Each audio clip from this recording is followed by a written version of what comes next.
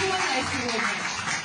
Вот буквально ее результат и как это произошло, Татьяна Викторовна, несколько слов. Мы были в театре «Новая опера» и слушали оперу. Я большая любительница, и меня долгие годы, практически всю жизнь, ну, как я хожу по театру, мучает проблема. Сухой воздух, у меня чувствительная слизистая, начинается мучительный кашель.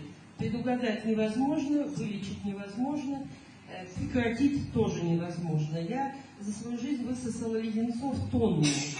Лечилась и так, и сяк, и по-разному, но приступ снять невозможно. Это значит, или уходишь из зала, или пытаешься сдержаться. Красная, бордовая, слезы в 3 ручья – это мучительно, если кто это знает.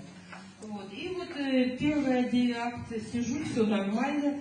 Во 2-м акте, ближе к концу, внезапно начинается кашель. При том, что 1-й акт у меня леденец от кашля во рту, и 2-й акт он тоже во рту, но приступ начался. Я пытаюсь держаться, слезы, я бордовая, просто умираю.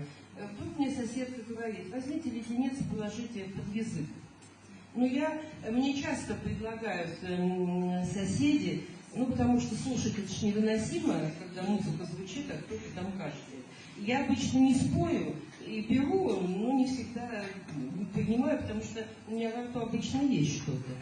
Но тут я взяла этот леденец, положила под язык, и вдруг мой приступ внезапно прекратился. Я просто не верила, что такое может быть. И после окончания спектакля спросила у Саиды, что же это было такое. Ну, она мне рассказала, что вот есть такие леденцы. Я первый раз и мало что знаю об этой продукции, но вот этот эффект у меня, конечно, просто поразил. А что далее, я даже не знаю. Я дала ей Гроу попробовать. Просто вот было для меня удивительно, во-первых, что она не спросила, что это, просто взяла, сразу положила под язык. Да, оказывается, что очень много леденцов пробовала и получилось, что не получала тот самый результат. И вы знаете, я сидела рядом, первые 10 минут я наблюдала, ни разу не кашлянула.